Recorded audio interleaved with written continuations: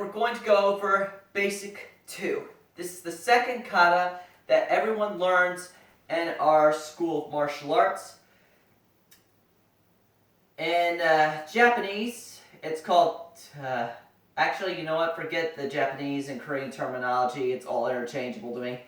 Anyway, this kata is basically similar to the first kata, but instead of doing a low block middle punch, we're going to do a high block high punch. I'm going to go through it once, then I'm going to break it down for you guys. Basic 2!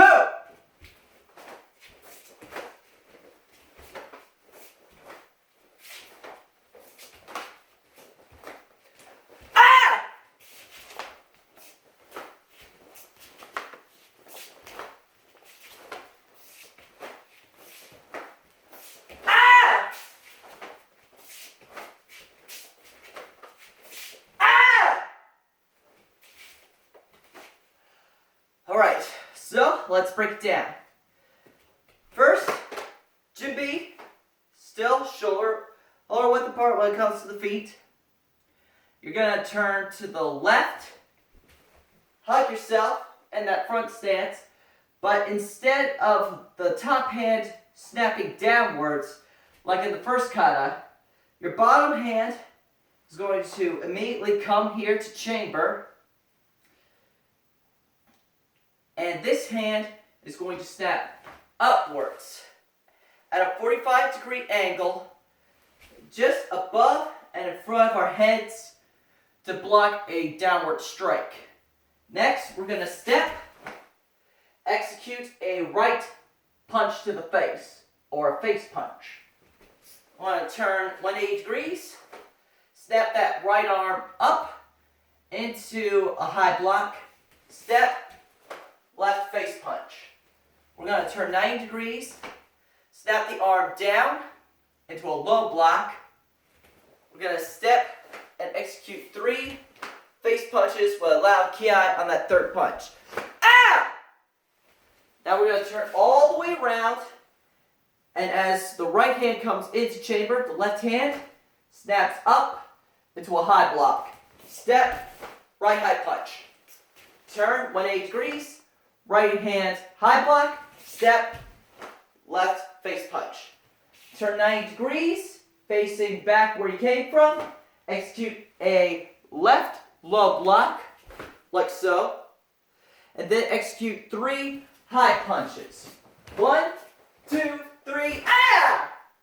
Now we're going to turn all the way around, back where we started. Same high block, face punch combination as the beginning.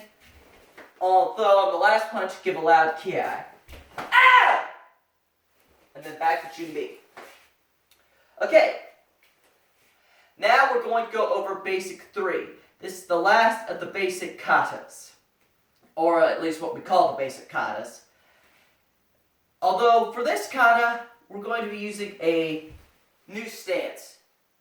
This right here. This is called a back stance. It's called the back stance because we're putting more weight on the back leg than the front leg.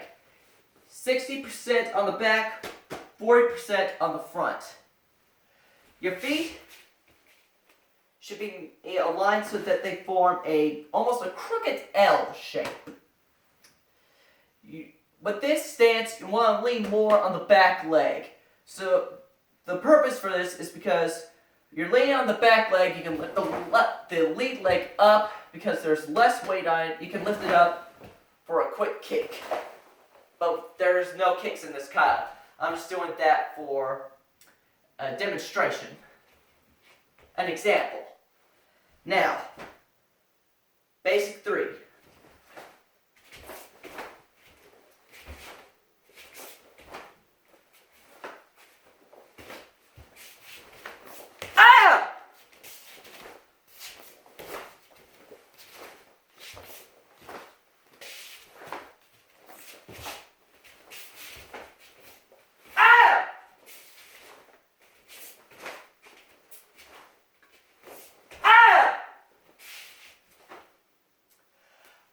And that is Basic 3. Now, Let's break it down. You're going to step into a back stance. More weight on the right leg. You're going to face the left. Hug yourself in the front, but as the right hand comes into chamber, the left hand executes what is known as an outside block.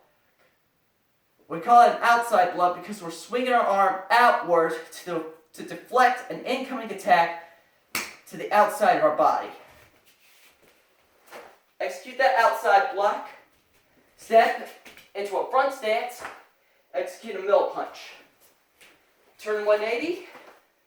Same thing on the right side.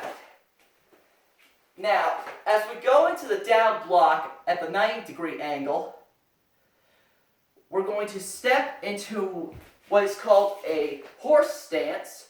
Only we call it a sideways horse stance because we're turning sideways so that our shoulder is facing the opponent, and execute a lunge punch. Now, you got to take your back leg, your left leg, cross step, turn, and execute a back fist. Then step into a front stance and middle punch. Then you're going to turn around, execute the same outside block, back stance, front stance, middle punch combinations as with the beginning of the kata. You're going to turn back to the way you came, execute a low block, and execute the same sequence. Sideways horse stance, lunge punch, cross step, back fist, middle punch, ah! Then finish off the kata the exact same way as you started. Ah! And that is the 3 basic katas. Hope you guys enjoyed these videos. I'll post more in the coming days and weeks to follow. Stay safe, train often, and we will get through this pandemic. Thank you.